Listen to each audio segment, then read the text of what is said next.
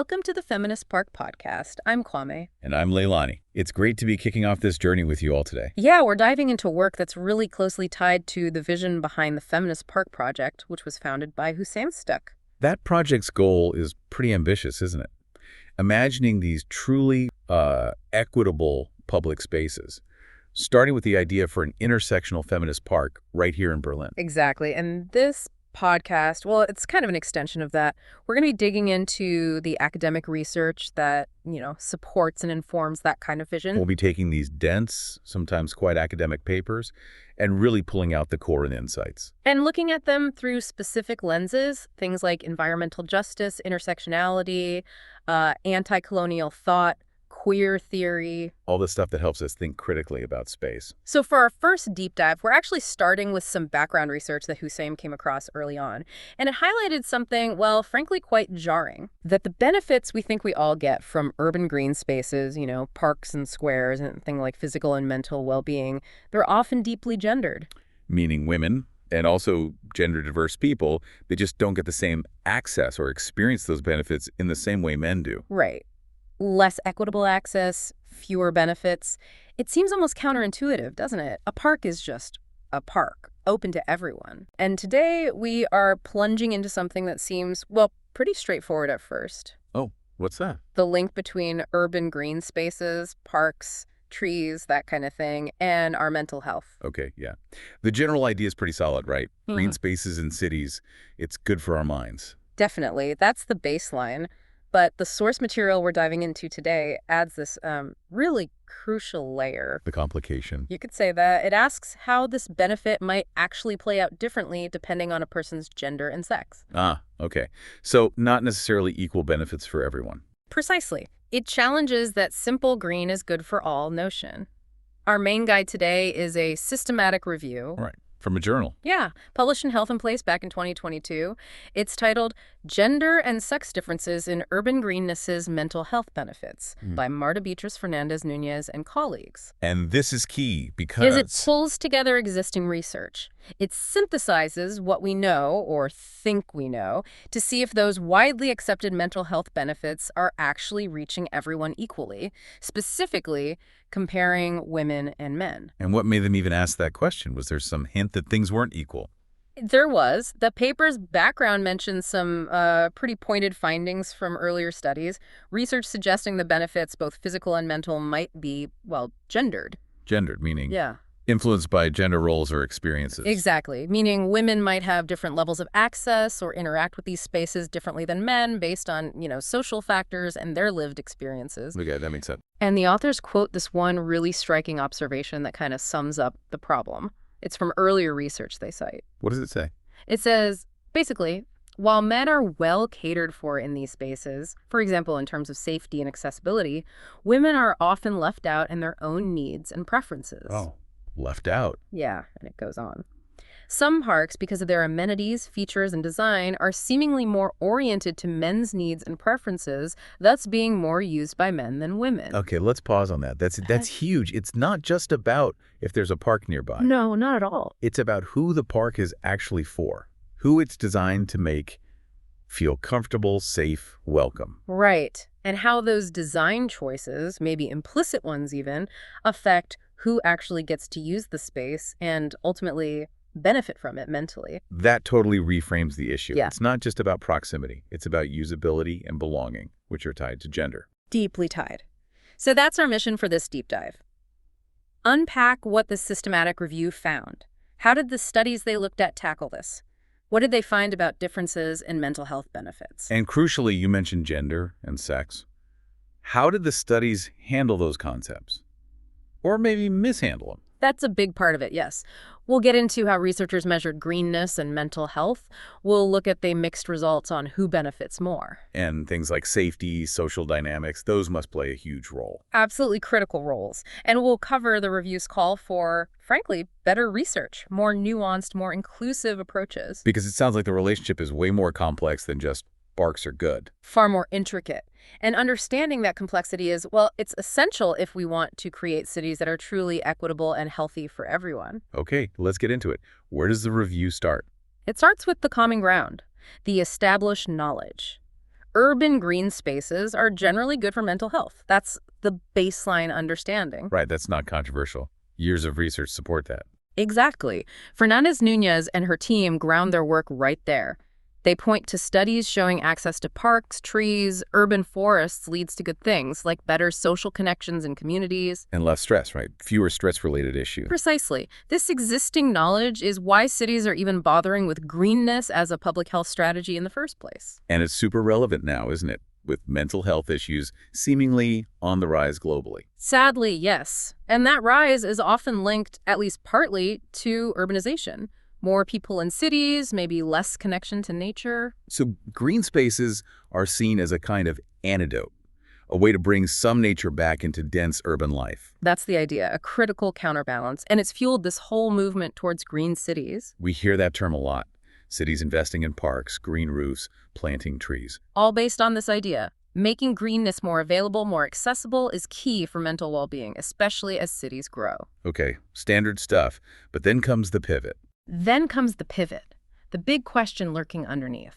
Are those benefits really shared equally by everyone living in the city? And that's the gap the paper jumps into. Exactly.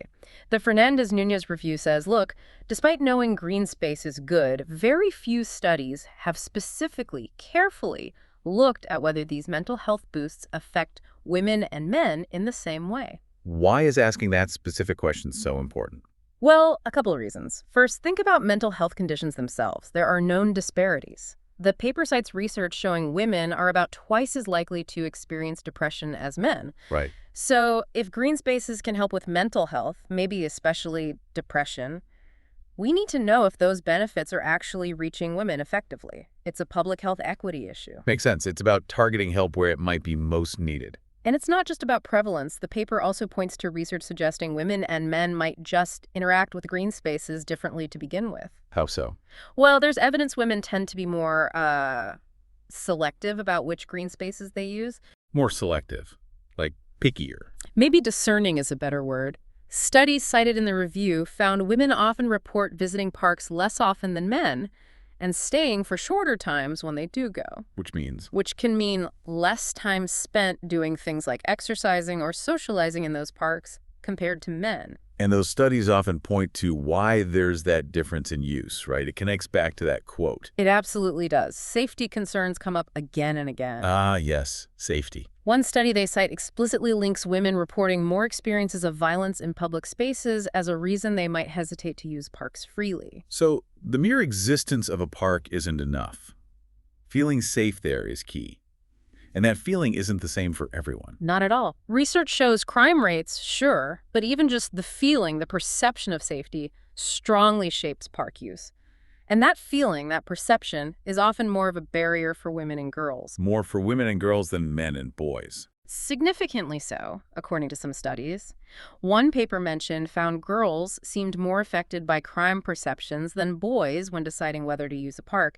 Safety becomes this real barrier preventing them from getting the health benefits. Wow. So the potential mental health boost from green space could differ, not because of biology, but because of how people, especially women and girls, experience these spaces based on gender, safety fears, social norms. Precisely.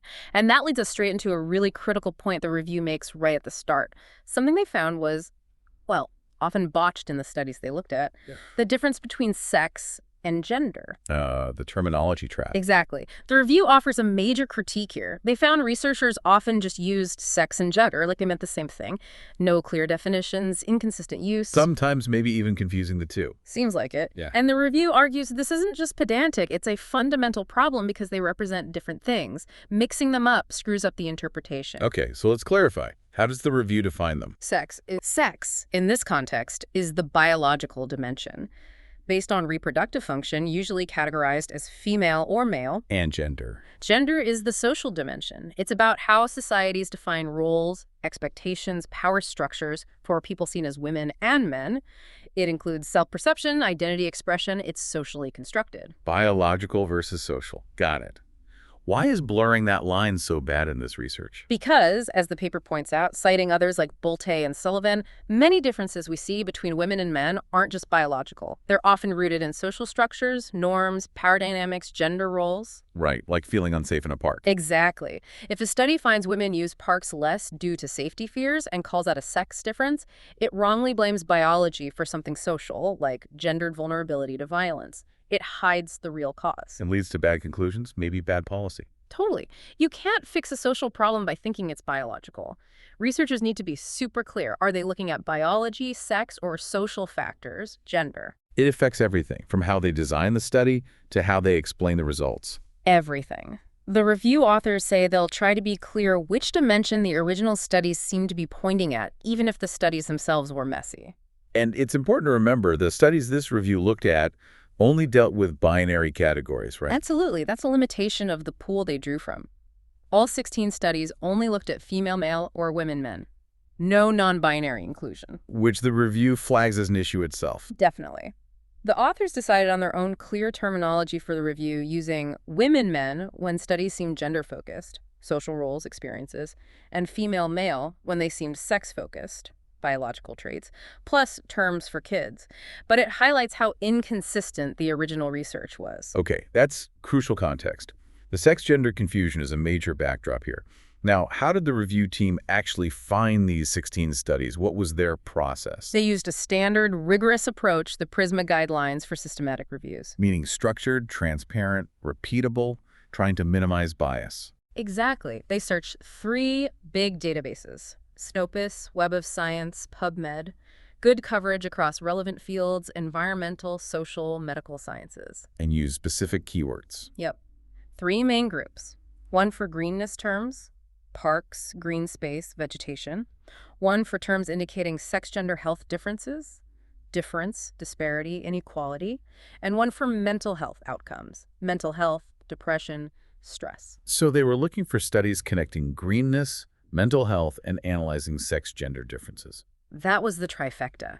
To get in, a study had to be original, peer-reviewed in English, link greenness to mental health somehow, and must have analyzed for sex or gender differences. No studies using, like, virtual reality green spaces. They sort through all the results. They used a tool called Ryan to help manage the screening. 2 authors independently checked titles and abstracts first. Then they read the full text of promising ones against the detailed criteria. And they did that snowball thing, too. Yeah, that's important.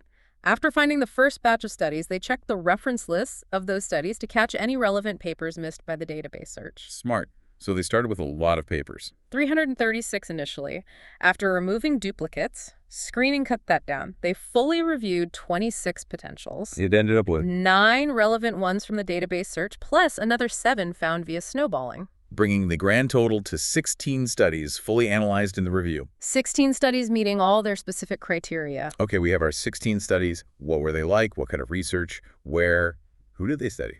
Well, mostly cross-sectional. About 69% took a snapshot in time, showing associations, but harder to prove cause and effect. And the rest. Around 31% were longitudinal, following people over time. Better for suggesting impact, you know? Right, stronger design. When were they published? Between 2005 and 2020, so a decent spread over 15 years. And sample sizes. You said they varied.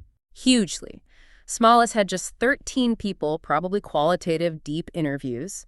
Largest had almost 1 million, likely using big health databases. Wow, that's a massive range. Yeah. Shows different scales of research being combined. What about ages? Covered the lifespan, from kids aged 8 up to 87-year-olds.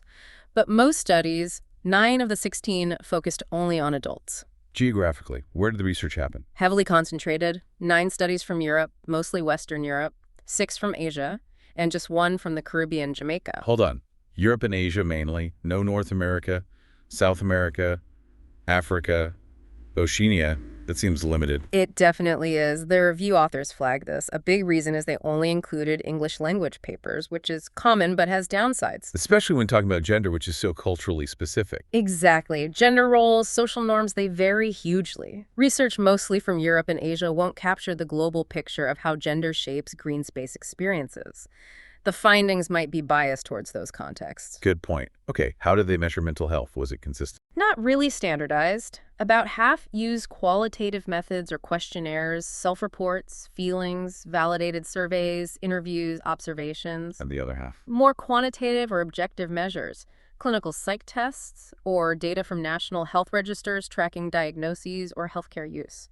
So a mix of subjective experience and objective data. What about measuring the greenness itself? Lots of ways to do that too, I imagine. For sure. It was also mixed. The review grouped it into amount, quality, or self-reported interaction. Interestingly, most studies, 9 out of 16, used subjective measures of greenness. Subjective, based on people's opinion. Yeah, or experiences.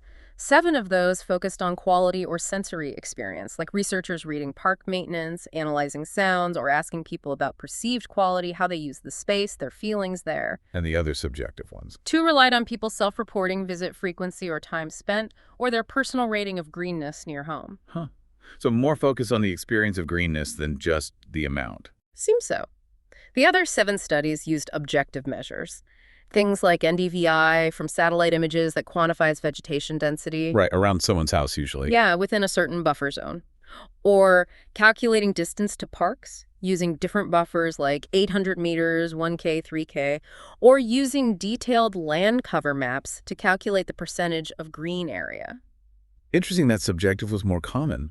Maybe better for capturing those experiential nuances where gender differences might really pop up. That's a really sharp observation, and it leads right into one of the review's main findings about how these studies actually handled sex and gender. Okay, finding number 1. And you hinted it wasn't great. No, it was a major critique. The review found most of the 16 studies just didn't critically reflect on potential gender bias in how they measured mental health or approached sex-gender differences at all. They didn't think about whether their tools might work differently for men and women. Largely no, and most didn't clearly define sex or gender, often using them interchangeably and consistently. Just sloppy. So that fundamental distinction we talked about just wasn't carefully handled. Generally not. There was one exception mentioned. Oh, who was that? A study by Curry and colleagues from 2016, they actually did acknowledge the complexity, using gender deliberately to cover both biological and social aspects linked to social constraints and experience. They got that the differences weren't purely biological. But just 1 out of 16. Just one showed that level of critical thought on terminology. And then there's the binary issue. Right, so they all stuck to the binary. Every single one. Female, male, women, men. No consideration for anyone identifying outside that. And the terminology errors. Using sex terms for gender findings. Super common. Studies would say they analyzed gender differences, implying social roles, but then report results using females and males, the biological terms. Which is confusing if the difference was clearly social, like safety fears. Exactly. It misattributes social factors to biology. And the review points out relying only on binary options in surveys or observations, that risks misgendering people or just excluding non-binary folks entirely. It affects accuracy, not just inclusivity. The paper calls for a change, right? Pretty directly. They say future studies need to move beyond the traditional self-identification in which only 2 options exist for gender. And they suggest looking elsewhere for better approaches. Absolutely. They recommend environmental health learn from fields like feminist political ecology or feminist urbanism. Why those fields? Because they have more developed theories and methods for looking at how power, norms, and gender roles shape experiences and environments. They get that gender is about social relations, not just identity. They also mentioned combining sex and gender. Yeah, they brought up concepts like sex gender or embodiment of gender, citing work by others. The idea is that biological and social stuff are often tangled up. So maybe looking at them together offers a richer picture. Potentially, yeah. A more comprehensive way to see how people experience greenness. It acknowledges you can't always neatly separate biology and social experience. They interact. Okay, that makes a lot of sense. So flawed handling of sex gender is a major theme. Let's move to the second big finding. What did these studies find about mental health outcomes and differences? Right. So across the 16 studies, what was the main takeaway about who benefits more?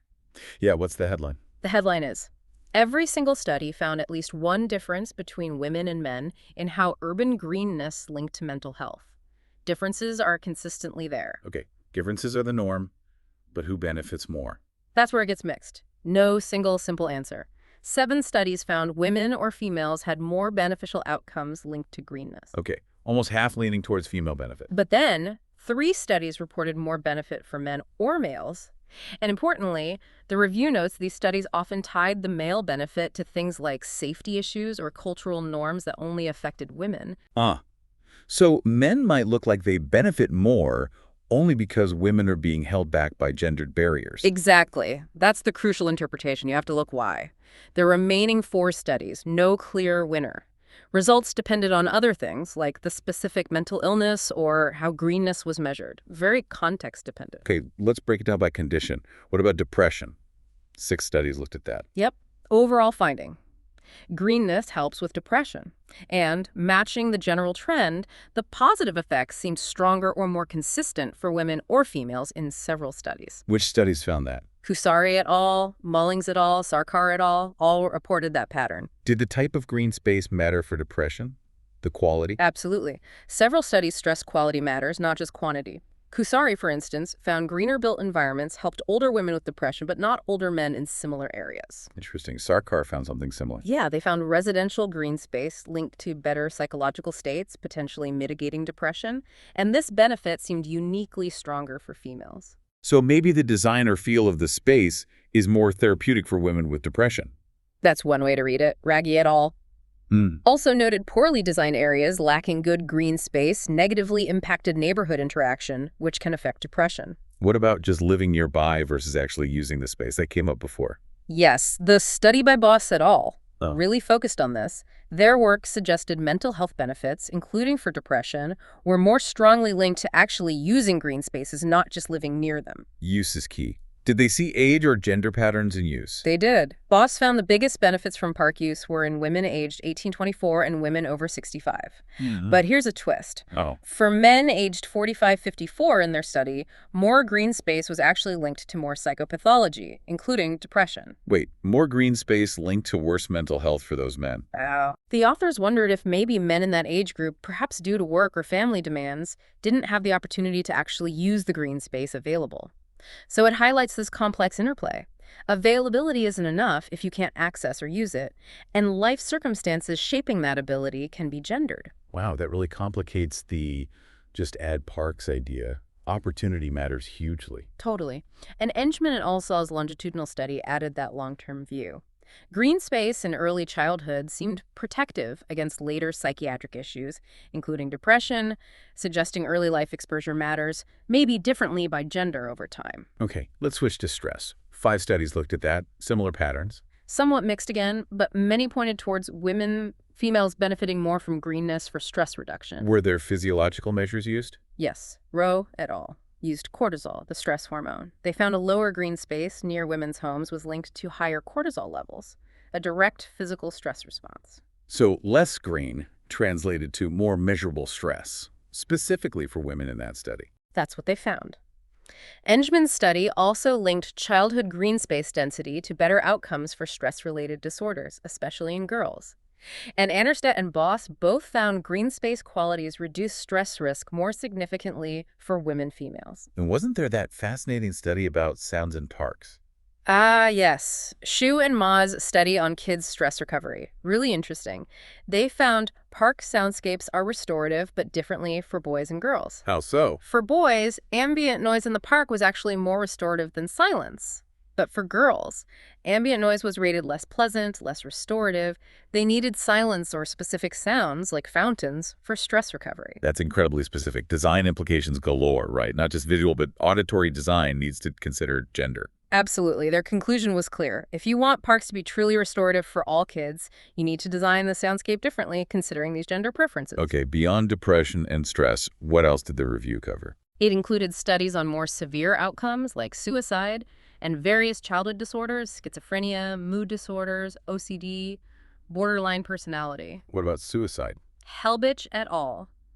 Hell's study found long-term green space exposure was linked to lower suicide risk later on. And the gender part. In areas with low urbanicity, so less built-up places, only females showed a significantly larger drop in suicide risk with more greenness. So in those settings, greenness seemed particularly protective against suicide for women. That's the suggestion, maybe offering a specific kind of resilience for women in those environments. And the childhood disorders studied by Engman, did green space links differ by gender there too? They did. Engelman found the link between childhood green space and later schizophrenia or mood disorders seemed stronger in boys. But for girls, the link was stronger for later OCD or borderline personality disorder. So even the type of disorder potentially influenced by early green space differed by gender. Exactly. It just keeps reinforcing how complex this relationship is. It varies by outcome, by age, and definitely by gender. Okay, finding number 3. Social health and behavior. 6 studies looked at safety, social contact, community stuff. And again, differences between women, females, and men males were common found in all but one of these studies, a huge factor here. Safety as a mediator. How did safety mediate the social side? Studies like Barini and Bell and Curry et al. Showed that feeling safe, feeling like you belong, is fundamental. It's the prerequisite for using the space and getting those social and mental benefits. No safety, no use, no benefit. Makes sense. Pretty much. Barini and Bell found parks with bad reps, linked to crime maybe, deter use, especially for women. Curran found perceived safety heavily influenced use frequency, and it weighed more on women's decisions. And the physical environment plays into that feeling of safety. Big time. Barini and Bell pointed to quality of maintenance, appearance, aesthetics. These signal whether a space feels cared for, welcoming, safe. And they noted these visual cues were particularly significant for women's sense of safety and willingness to use the space. That loops right back to that intro quote about parks being designed more for men's needs. Directly. Barini and Bell basically said it. Men are catered for, women's needs, like safety signaling through maintenance, are often left out, so men use the spaces more. It's about design reflecting priorities. And yet, despite safety being so obviously key, especially for women, the review found it wasn't even considered in more than half of the 16 studies they analyzed. A massive blind spot. wow. What about other social aspects, like belonging? Curry et al. Explored that too. People felt connected to green spaces, sometimes linked to local identity, which boosted well-being. Interestingly, men in their study specifically said they felt more comfortable and less restricted in green spaces compared to indoors or work, like a place of ease for them. Suggesting maybe different primary needs or draws, men seeking freedom, women seeking safety or community, perhaps? Potentially different drivers, yeah. And social behavior itself was linked to greenness. 4 studies found more greenness, more social contact, better community cohesion. Parks as social hubs. Exactly. Whitley et al. Highlighted how green public spaces foster social support networks by encouraging neighborly interactions, which protects mental health. Were there gender differences in that social behavior too? Oh, yes. The study by Tutakane in Iran was a stark example. It showed how gender, shaped by sociocultural norms like rules against unrelated men and women mixing, tied to mandatory hijab, directly impacts park behavior and interactions, with serious psychological implications noted for both men and women. That really drives home how cultural context and power structures create specific gendered barriers in public space. Powerfully. And these differences start young. Boxberger and Reimers found girls use greenness less than boys. And that study in Iran by Dadvent Also found stronger links between green space and social health, like social contacts, for young males versus young females. The likely reason: more freedom for boys to be out independently, girls more reliant on family, parents more worried about their safety. tying into that fear of violence against daughters mentioned earlier. Absolutely. Parents in one study were more likely to let boys play outside alone than girls, being more protective due to safety feels. Less unsupervised green time for girls means fewer chances for spontaneous social benefits. Though maybe things are changing in some places. The review did mention one study from Shanghai suggesting women were increasingly more likely to visit parks than men over time. So these dynamics aren't necessarily fixed. They can evolve with society. Okay, this has been incredibly rich. Consistent gender differences mediated by safety, usability, social norms. Let's get into the review's discussion section. How did Fernández Núñez and team synthesize all this? Right. The discussion pulls it all together. They hammer home that core message. The analysis of sex gender in these studies was often inadequate, confused. This obscures understanding. And the main finding summary. They recap. Women might get stronger benefits for some conditions like depression, but they often use parks less. Why? Barriers like safety fears, restrictive norms, and designs that don't cater to their needs. Result: unequal distribution of benefits. And they revisit the binary problem again. Yes, central to their call for better research. They strongly argue for gender-inclusive approaches, moving beyond the binary. Again, pointing to feminist ecology and urbanism for models, stressing gender as a spectrum for accuracy and inclusion. And a really key concept they push in the discussion is... intersectionality. This is maybe the most critical insight from their analysis. Explain that connection here. They argue gender differences don't happen in isolation. They intersect with class, race, socioeconomic status, culture, and these intersections worsen the inequality in who benefits from green space. It's not just about gender alone. Can you give an example from the studies reviewed? The Jamaica study by Mullings et al. Is powerful. In informal settlements, men had more green space access. But critically, male social networks offered protection, mobility, recognition, things that buffered their mental health. Women, focused on survival in unsafe conditions, were more vulnerable to depression. So it wasn't just being a woman, but being a woman in that specific context where gender intersected with poverty and lack of social power. Exactly. Gender plus class plus status. Another example. The Iran studies, specific sociocultural and religious norms, Shia Islam, hijab rules, gender mixing norms, restricted women's free use of green spaces far more than men's, making it harder for them to get the benefits. Gender inequality rooted in specific societal power structures impacting park access. Precisely. It underlines their point. Unequal benefits aren't just about physical distance. It's about whose needs and experiences shaped by these intersecting structures the spaces are designed for and how that perpetuates inequality. Tying back to proximity versus actual use. Yep. They reiterate Baudiol's finding. Use is key. If women use parks less, as other research suggests they historically have, they logically get fewer benefits. And safety fears are a prime reason for lower use by women, yet often ignored. It's a constant refrain. Safety perceptions, shaped by gender relations, are a huge barrier. Both physical cues, lighting, upkeep, and social cues influence this differently based on gender. Okay, given all this complexity and the research flaws, what specific recommendations did the authors make for future research? A clear roadmap. First, go beyond just reporting differences. Future studies need to dig into why they exist, the societal, cultural, environmental mechanisms. Understand the causes, not just the symptoms. Exactly. Second, use an intersectional lens. Explicitly look at how gender interacts with race, class, religion, sexuality, disability. Get the full picture of who's left out. Third, use sex and gender terms correctly and consciously. Be precise. And fourth, the binary again. Yes, consider gender as a spectrum. Use inclusive methods that capture non-binary experiences accurately. Move beyond the binary. So more rigor, more nuance, more inclusivity, more intersectionality. That's the call to action for the research field. And the review reflected on its own strengths and limitations, too. They did. Limitations included potentially missing studies due to keyword variations, and the big one, excluding non-English papers. Which skewed the geography. Heavily. Missing perspectives from many cultures where gender plays out differently. They also noted the binary focus of the studies they reviewed was itself a limitation they had to work within. What strengths do they claim? Their focused criteria addressed a specific gap, the sex-gender dimension. Using Prisma ensured rigor and transparency. Having 2 reviewers improved quality. And focusing on common mental health issues with known disparities, depression, stress, social health, makes the findings relevant for policy aiming at health equity. So, acknowledging limitations, they felt their systematic approach added valuable insight. That was their position, yes. Okay, we've really dug deep into this systematic review.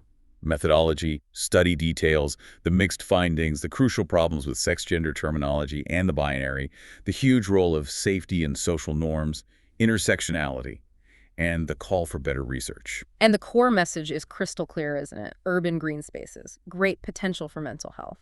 But the benefits definitely not share equally between women and men. And it's not biological destiny. It's social factors, safety, design, power structures. Deeply linked to all of that, which leads directly to the paper's conclusions about policy and planning. They call for change there, too. A strong call for gendered equity and justice in green space design.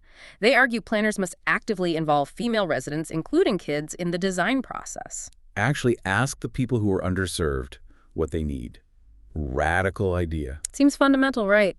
Spaces need features addressing their specific needs, preferences, safety concerns, moving beyond one size fits all. So, intentional, inclusive design. Exactly. Inclusive programming and planning so everyone, all sexes, all genders, feel safe, welcome, represented.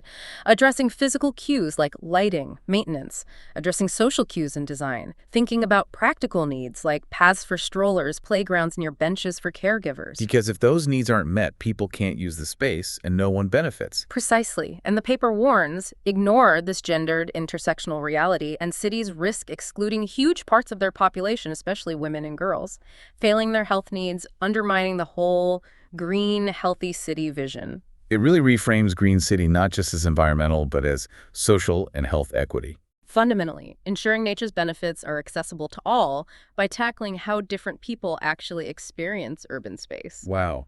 This deep dive really shows the complexity behind parks are good for you. Understanding why benefits differ means looking way beyond sex or gender categories alone. It forces us to see the interplay of social roles, gendered safety fears, and the actual physical design choices that include or exclude people.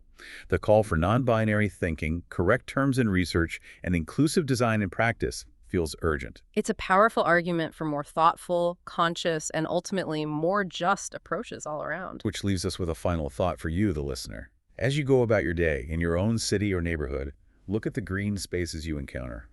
Really look. Who's using them? When? Who seems comfortable? Who isn't there? And think about why. How might the design itself, the layout, the lighting, the amenities, the upkeep, or the social vibe of the area be shaping those patterns? How might it make some people feel safer or more welcome than others? Consider how the physical space connects with those deeper social dynamics, with gender, with other identities, to determine who really gets to enjoy and benefit from the green in our cities. This knowledge is a tool, really. A tool for seeing your city differently, and potentially for helping to change it. It's been a really insightful deep dive, I think. This document provides such a vital framework, especially for projects like the Feminist Park project that are trying to build something fundamentally different. It shows just how interlinked urban design and social justice are. It really does. But it also shows the scale of the challenge, right? It requires sustained effort, real commitment, and a genuine willingness to shift power dynamics in how cities get made and managed. Definitely. It makes you think about how we ensure those voices, the ones that have been excluded, are actually heard and centered. There's another quote from Sarah Ahmed in the handbook that feels relevant here. Go on. She says, "If you have to shout to be heard, you are heard as shouting." That's powerful. It makes you ponder, doesn't it? How can the design of public space itself work differently? How can it amplify the voices of those who've been historically silenced, ensuring their needs are met without them having to shout just to be noticed? How can design itself listen? That's a really provocative thought to end on. A lot to think about. Indeed. Thanks for joining us for this deep dive.